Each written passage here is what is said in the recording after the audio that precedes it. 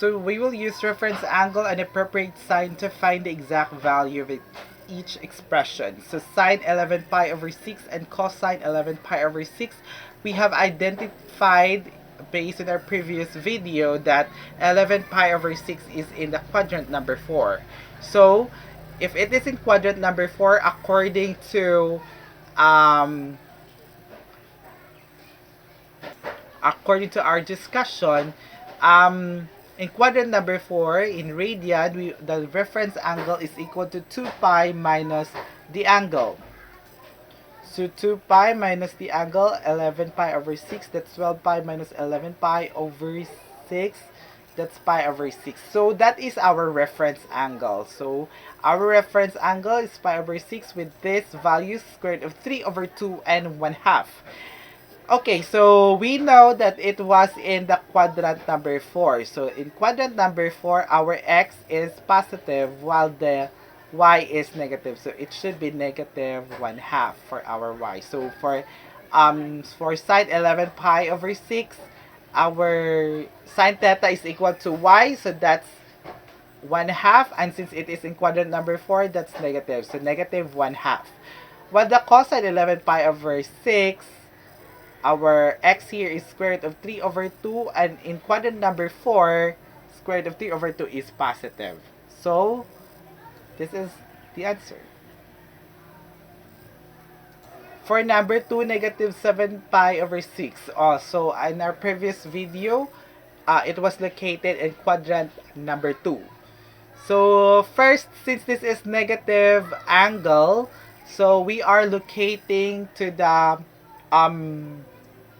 coterminal angle between 0 to 2 pi. So this is a negative angle. So it is beyond 0 to 2 pi. So let's get back on that range. So coterminal theta is equal to negative 7 pi over 6 plus 2 pi. So negative 7 pi plus 12 pi over 6. That's 5 pi over 6. So this time, it is now belong from 0 to 2 pi, and it is in a quadrant number 2. So if it is in quadrant number 2, we will subtract pi minus the angle. So reference angle is equal to pi minus 5 pi over 6. That's 6 pi over 5 pi. Divide 6. So that's pi over 6. So the pi over 6 is here, which is square root of 3 over 2 and 1 half. So the square root of 3 over 2 and 1 half in quadrant number 2. And we are locating cosine negative 7 pi over 6. So since this is in quadrant number 2, the x is positive, negative, the y is positive. Cosine is x. So this is negative. So negative square root of 3 over 2.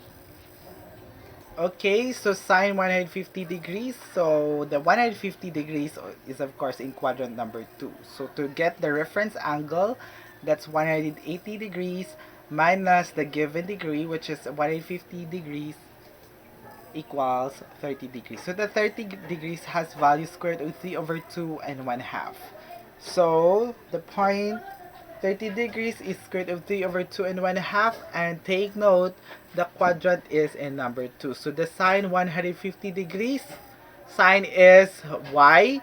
The y is also positive, so y here is 1 half. So sine 150 degrees is 1 half. So another example here is tangent 8 pi over 3. So 8 pi over 3 belongs in quadrant number 2. And if you divide 8 over 3, that's 2 point something. It means that it is beyond the 2 pi. So we should get back from 8 pi over 3 to get back to its equivalent coterminal angle from 0 to 2 pi. So the coterminal angle is equal to 8 pi over 3 minus 2 pi. So 8 pi over 8 pi minus 6 pi over 3, that's 2 pi over 3. So of course this is somewhere here in our circle, the 2 pi over 3. So and this is in quadrant number 2. So here in quadrant number 2, we could get the reference angle. That's pi minus 2 pi, or the given angle, 2 pi over 3. So 3 pi minus 2 pi over 3 is pi over 3. The pi over 3 actually is 1/2 and square root of 3 over 2. So we have in quadrant number 2, the quadrant number 2, x is negative while y is positive. Now 8 pi over 3 is negative 1/2 and square root of 3 over 2. So the tangent 8 pi over 3, where the tangent theta is y over x. So the y here is square root of 3 over 2 and the x is negative 1/2. So the inverse here is, let's reciprocate the denominator. So that's negative 2 over 1. And then let's multiply it. So square root of 3 over 2 times square root of 2 over 1. So that's square root of 3 over 1, or, and then a negative, so negative square root of 3.